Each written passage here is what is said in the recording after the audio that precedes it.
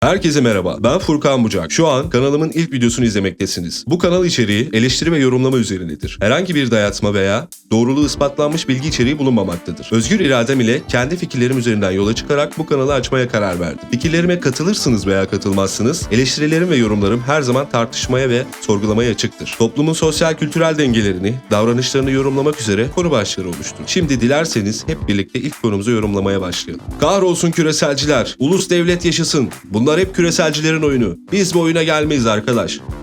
Bu cümleleri her tür meslek sahibi, sosyokültürel yapı gözetmeksizin her kesimden yükseldiğini veya daha önce işittiğinize eminim.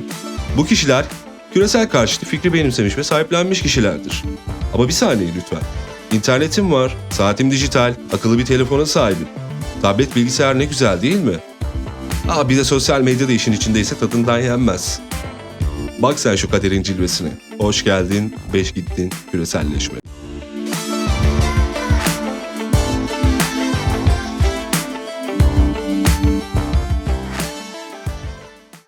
Aslında size bahsetmek ve değerlendirmek istediğim konu küreselleşme değil.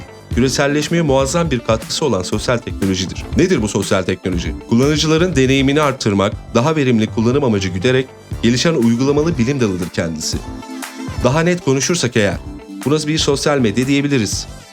Öyle ki sosyal medya o kadar gelişti ki artık insanlar geleneksel medyayı terk edip kendi medyasını yani bireysel medya kanalını kurmaya ve kullanmaya başladılar. Tıpkı şu an benim yaptığım gibi. Artık herkes kendi işinin patronu. Daha doğrusu herkes bir medya patronu. Konuya girmeden önce küreselleşmeden bahsetmek istedim. Çünkü teknolojinin, özellikle sosyal teknolojinin gelişmesi tamamen küreselleşmenin aracı olduğunu düşünüyorum. Ve bu bağlamda küreselleşme eşittir dijitalleşmedir. Olanı da söyleyeyim. Her gün bir nur topu gibi küreselci geliyor dünyamıza. Kim mi onlar? Halihazırda hayatımızı kolaylaştırmış ve artık emekleme döneminden ayağa yere basan konuma gelmiş teknolojiye sahip bir dünyaya gözünü açan bebeklerden bahsediyorum. Daha da işte bu bebekler tamamen dijital bir dünyaya geldi. Bu konumun başlığı da bu yüzden dijital doğdum, tabutum RGB olsun. Konumuz dijital kuşak olduğu için öncelikle şu fazlaca dilimizden düşürmediğimiz, adeta bunu popüler kültüre kurban ettiğimiz, buna göre insanlara karakter skalası oluşturduğumuz kuşakları ele alalım. X, Y, Z kuşakları. Z kuşağı, Y kuşağı ile ufak tefek gelenekçi sorunlar yaşasa bile bu iki kuşak bir olup X'e karşı cephe almış, boomer muamelesi yani 2. Dünya Savaşı sonrasında doğan nesilden bahsediyorum. Bu muameleyi yapmaktadırlar.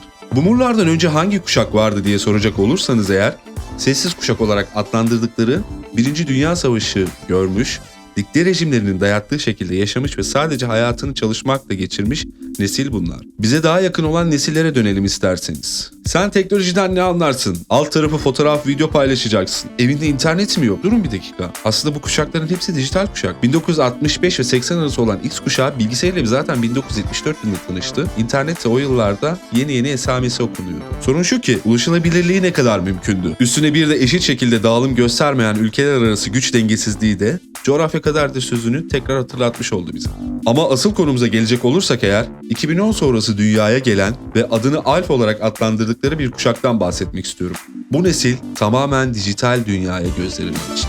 Teknolojiye tamamen hakimler. Bilgiye ulaşmak bir adım atmaktan daha kolay onlar için. En önemlisi dünya ile iç içeler. Senin belki Dünya Bilgi Atlas ansiklopedi kadarken bu çocuklar oranın gece hayatından tut yemek kültürüne kadar biliyorlar artık. Bunu da adıma atmadan başardılar, yani fiziki formları orada olmadan öğrendiler ve gördüler. Hayal gücüne ihtiyaç duymadığı senin gibi.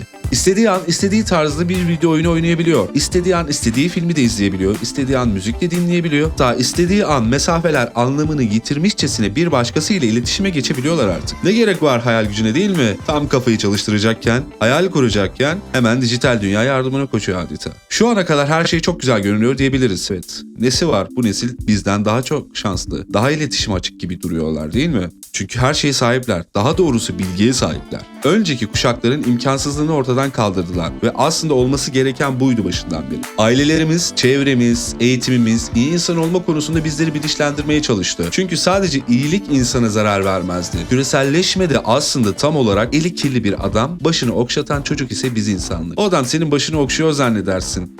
Ama elinin kirini temizlemek için bunu yapar, fark etmezsin ne yazık ki. Dijital neslimiz iyilik gördüğünü zannederken kötülüklerin de farkında bile olmayabilirler. Yalnızlık, siber zorbalık, şantaj, dolandırıcılık, kontak iletişim eksikliği, sorgulama yetimliliği, dezenformasyon, kültürel yozlaşma, bireysellik, bunlar gibi zarar veren etkenler ile büyüyor bu nesil.